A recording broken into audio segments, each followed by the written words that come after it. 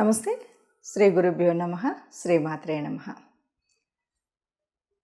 అందరికీ నమస్కారం. మారుతున్నటువంటి గ్రహాలతో పాటు కొన్నిసార్లు గ్రహాలు తిరుగుతూ వెనక్కి తిరగడం ఇలాంటివన్నీ కూడా మనం వింటూ ఉంటాం. దీన్నే వక్రగతి అంటూ ఉంటాం. ఇలాంటి పరిస్థితి ఉన్నప్పుడు మనకుండేటువంటి ఫలితాలు ఎలా ఉంటాయి? గోచార రీత్యా తిరుగుతున్నటువంటి గ్రహాల్లో ముఖ్యంగా కొన్ని ప్రత్యేకమైనటువంటి గ్రహాలు ఉంటాయి. చెప్పాలంటే శని, గురువు, ఈ గ్రహాల యొక్క దృష్టి కానీ, కదలిక కానీ, వక్రగతి కానీ ఇవన్నీ కూడా మన జీవితాల మీద ప్రభావాన్ని ఎక్కువగా చూపెడతాయి అంటారు. మరి అలాంటి గ్రహమైనటువంటి శని గ్రహం ఈ జూన్ 30వ తారీఖు నుండి రాబోయే అంటే జూన్ 30, 2024 నుండి నవంబర్ 15 వరకు వక్రగతిలోకి రాబోతుంది. మరి ఇలా వక్రగతిలోకి వచ్చినప్పుడు ఏదైనా అంటే మంచి కానీ చెడు కానీ ఎలా ఉంటుంది, అది కూడా ఒక్కొక్క రాశికి ఎలా ఉంటుంది అనేది తెలుసుకునే ముందుగా అసలు శనిగ్రహం అంటే ఇది వాయుగ్రహం అని మనకు తెలుసు. శనిగ్రహము ఇది ఒక రకంగా చెప్పాలంటే చాలా డిసిప్లినరీ గ్రహము అని చెప్తాం. ఏదైనా ఇవ్వాలి, ఏదైనా అంటే కూడా చాలా సిస్టమేటిక్గా ఒక నిబద్ధతతో క్రమశిక్షణ ఇవన్నీ కలిగి ఉన్నప్పుడు మనకు దాని యొక్క ఫలితం వస్తుంది అని మనకు తెలుసు. ఏదైనా తొందరగా కాకుండా దాని యొక్క ప్రభావాన్ని పొందిన తర్వాత ఫలితాన్ని పొందేటువంటి స్థితి కూడా మనకు శనిగ్రహం నుండి వస్తుంది. మరి అలా ఒక్కొక్క రాశి మీద ఈ ప్రభావం ఎలా ఉంటుంది? అయితే ఇప్పుడు వక్రగతి అంటే ఏంటి? వక్రగతి అంటే ఏ గ్రహమైనా వెనక్కి తిరుగుతుందా అంటే మనకు తెలిసినంత వరకు రాహుకేతువులు మాత్రం అపసవ్య మార్గంలో ఉంటాయి. కానీ కొన్నిసార్లు గ్రహాలు మరి వాటి యొక్క వేగాన్ని అలా తిరుగుతూ ఉన్నప్పుడు భూమికి దగ్గరగా వచ్చినప్పుడు అవి వెనక్కి తిరుగుతున్నట్టుగా కనిపించేటువంటి భ్రమపడేటువంటి స్థితి ఒకటి ఉంటుంది. అది దగ్గరగా ఉన్నప్పుడు దాన్ని వక్రగతి అంటాం. అయితే ఈ వక్రగతిలో తిరిగినప్పుడు ఎలా ఉంటుంది? అయితే మరి జన్మజాతకంలోనే వక్రగతి ఉందా, లేదు అలా ఉన్నప్పుడు శని వక్రగతి ఉందా, ఎలా ఉంది ఏంటి అన్నది ఈ ప్రభావాలు చూసేటప్పుడు తెలుస్తుంది.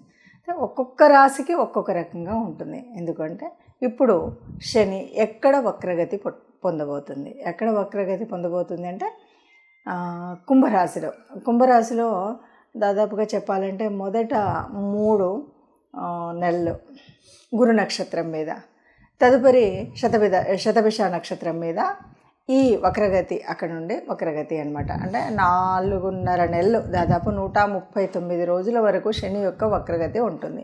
ఈ 139 రోజుల వక్రగతి వల్ల మనకు ఎలాంటి ప్రభావం చూపడుతుంది అన్నది ఒక్కొక్క రాశి వారికి ఎలా ఉంటుంది, దీనివల్ల అంటే ఈ వక్రగతి వల్ల పొందేటువంటి ప్రభావాన్ని మంచిగానే చెడుగానే దాన్ని తీసుకోవడం కోసం ఏదైనా పరిహారాలు ఉంటాయా, మరి మనం ఈ 5 నెలల కాలంలో ఏం చేయాలి, ఎలా చేయాలి, దాని యొక్క పూర్తి ఫలితాన్ని పొందాలి అంటే ఏం చేయాలి, అసలు ఈ వక్రగతి మూలంగా ఎందుకు మనకి వక్రగతి వల్ల నిజంగా లాభం జరుగుతుందా అంటే చాలా వరకు మనకు శనిగ్రహం గురించి చెప్పేటువంటిది ఏంటి అంటే ఎవరైనా సరే అంటే లాభము అనేటువంటిది అంటే శని యొక్క మనకు ఇంతకు ముందు ఉన్నటువంటి కాలంలో ఏదైనా ఇవ్వాల్సినటువంటి మంచి ఇవ్వకపోయినా, దాన్ని పొందవలసినటువంటి ఫలితాన్ని పొందకపోయినా మళ్ళీ శనిశ్చరుడు వక్రగతిలో మనకు ఇవ్వాల్సిన ఫలితాన్ని ఇవ్వడం కోసం వస్తారు అన్నది చెప్తూ ఉంటారు.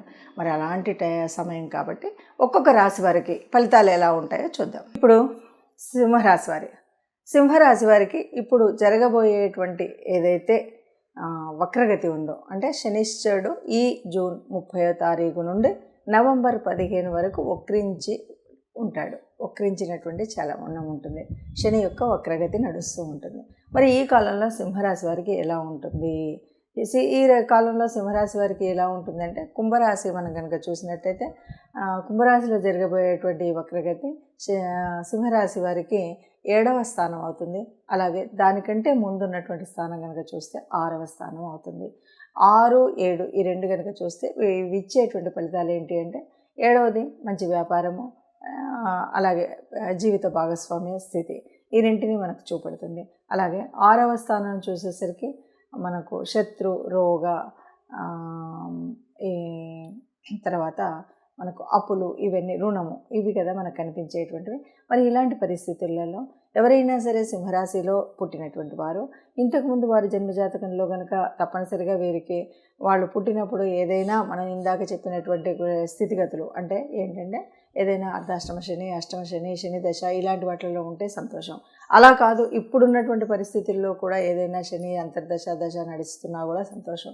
లేదు, ఎవరికైనా మంగళ దశ నడుస్తున్నా సంతోషం. ఇలాంటివి ఏవైనా నడుస్తూ ఉంటే చాలా తప్పనిసరిగా ఇవన్నీ కూడా పాజిటివ్ ఫలితాలు వచ్చేటువంటి పరిస్థితి.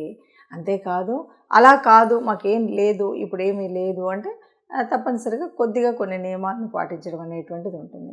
అయితే వీరికి ఏ వాటి మీద మనకు ఫలితం వస్తుంది, ఏ దాంట్లో మంచి జరుగుతుంది, చెడు జరుగుతుంది అన్నప్పటికీ కూడా ఏ విషయాల్లో జరుగుతుంది అంటే, మీరు ముఖ్యంగా వైవాహిక సంబంధాల్లోనూ, తర్వాత ఆరోగ్యరీత్యా ఈ రెంటి మీద చాలా జాగ్రత్తగా ఉండాలి. ఆరోగ్యరీత్యా అలాగే మనం పెట్టేటువంటి డబ్బులు ఎక్కడైనా పెట్టినా, లేదు ఎవరికైనా అప్పులు ఇచ్చినా తీసుకున్నా, అలాగే శత్రువులు అనేది చాలా వరకు మనకు సంపాదన ఉన్నప్పుడు పెరగవచ్చు, లేదు మన మీద ఈర్ష్య ద్వేషాల మీద కూడా పెరగవచ్చు. కాబట్టి వ్యాపార సంబంధంలో ఉండేటువంటి ఏవైనా విపత్తులు వచ్చినా ఇలాంటప్పుడు శత్రువుల యొక్క పెరుగుదల అనేది కనిపిస్తుంది. కాబట్టి మీరు ఎవరైనా భాగస్వామ్య వ్యాపారం చేస్తుంటే జాగ్రత్త. ఇంట్లో ఉన్నటువంటి భర్త కానీ భార్య కానీ దాన్ని బట్టి మీ జీవిత భాగస్వామితో మాట్లాడేటప్పుడు జాగ్రత్త. ఇవి కాకుండా ఆరోగ్యరీత్యా కొంత ఏదైనా చిన్నదొచ్చినా పెద్దదొచ్చినా ఆరోగ్యరీత్యా కొద్దిగా అంటే ఏదొచ్చినా పర్వాలేదులే, ఇది తగ్గుతుంది అనేటువంటి విషయం కాకుండా ఎప్పటికప్పుడు దాని యొక్క కావాల్సినటువంటి వైద్య సహాయం తీసుకోవడం అనేటువంటిది ముఖ్యమైనటువంటి విషయంగా చెప్పచ్చు. అట్లాగే ఎవరిదైనా అప్పులు ఇచ్చినా తీసుకున్నా జాగ్రత్తగా ఉండాలి. అంటే సరి అయినటువంటి లెక్కలు అవి రాసుకోవడం అనేటువంటి చక్కగా అది తప్పనిసరిగా ఆ పని చేస్తూ ఉండాలి, లేకపోతే కష్టమవుతుంది. అలాగే శత్రువులు అంటే మనం మాట్లాడేటప్పుడు చాలా జాగ్రత్తగా ఉండాలి. లేనిపోని శత్రుత్వం మాత్రం తెచ్చుకోకూడదు. అయినా సరే ఇలా ఉన్నా మనకు ఎంత నెగిటివ్ జరుగుతుందా అన్నది కాదు, మీరు ఇదేది నెగిటివ్గా ఉండకుండా ఉండాలంటే చెప్పబోయేటువంటి పరిహారాలని తప్పకుండా చేసుకున్నట్టయితే అంత పాజిటివ్గా ఉంటుందని చెప్పచ్చు. ఇప్పటి వరకు మనం ఈ రాశి ఫలితాలను చూసాం కదా.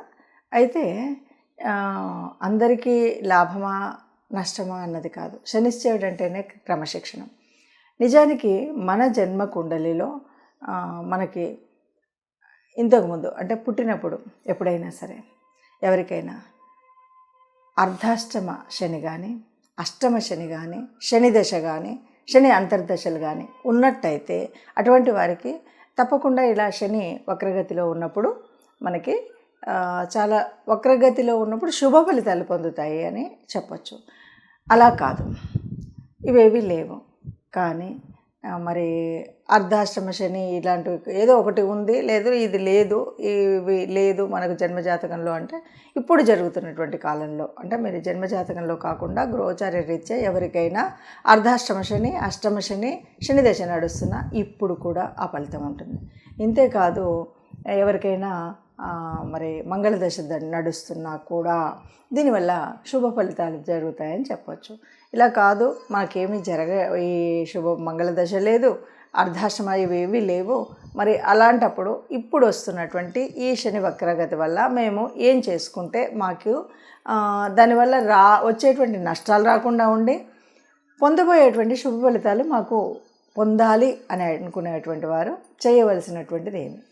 ముఖ్యంగా శనివారం రోజు ఎవరైనా సరే ఈ శని వక్రగతిలో దాని ఫలితాలు పొందాలి అంటే శనివారం రోజు ముఖ్యంగా మనం శనివార వ్రతం అంటే శనివారం రోజు ప్రత్యేకించి ఏ రకమైనటువంటి మధ్య మాంస ఆదులు ఉంటాయి కదా, వీటిని కూడా స్వీకరించకుండా ఉండడం, శనివారం రోజు వీలైనంత వరకు ఏకభుక్తం తీసుకోవడం, దీనితో పాటు మీకు వీలైతే అంటే నవగ్రహ మండపానికి వెళ్ళడం, లేదు ఇంట్లోనే శని గ్రహ స్తోత్రాన్ని చదువుకోవడం, ఇలా కాదు అంటే కనీసం ఏదో ఒకరోజు వారంలో ఒకరోజు చొప్పున ఇంట్లోనైనా బయటైనా దేవాలయంలో అయినా శివాభిషేకం చేయించడం. ఇవి కాకుండా వీలైనంత వరకు. ఎందుకంటే శనీశ్వరుడు ఆనందపడేది ఎక్కడ అంటే, ఎవరైనా సరే బాగా కర్మచారులు ఉంటే వారికి ఏదైనా మీకు వీలైనట్టుగా కాసింత అన్నదానం చేయడమో, అన్నం పెట్టడం, లేదు అంటే ఏదైనా వస్త్రదానం చేయడం, ఇలాంటివి చేయడం అనేటువంటిది మనం చేయాలి. అలా కాదు, ఎవరైనా అంగవైకల్యంతో ఉన్నటువంటి వారికి కూడా మనం సహాయం చేయడం, వృద్ధులు, ముఖ్యంగా వృద్ధుల సేవ, మన ఇంట్లో వాళ్ళు అవనివ్వండి, బయట వాళ్ళు అవనివ్వండి, ఎవరైనా వృద్ధులు ఉన్నట్టయితే వారి యొక్క సేవ, ఇలాంటివి మనం చేసినట్టయితే శనిశ్చరుడు మన మీద కరుణ పొందుతాడు, మనకి దయ చూపెడతాడు. ఇది మనకు పాజిటివ్గా ఉంటుంది.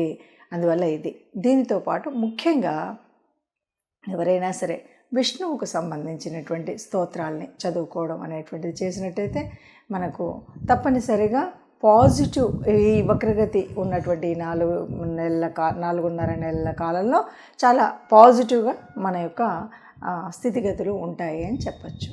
నమస్తే. అందరూ సుఖంగా ఉండాలని, అందులో మనం ఉండాలని కోరుకుంటూ శుభం భూయాత్.